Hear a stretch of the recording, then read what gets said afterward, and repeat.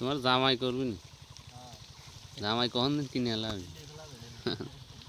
কিনবি না তখন দিন চা লিবি না। যদি এক জায়গায় 5 মন ওজনে আছে আমার খবর দিতে। কত বড় পোষতেছে বাড়ি? বাড়িতে পোষতেছে গলি চোখ মুখ ডুবে গেছে। 2-4 বছর রাখলেই হয়ে যাবে। চোখ মুখ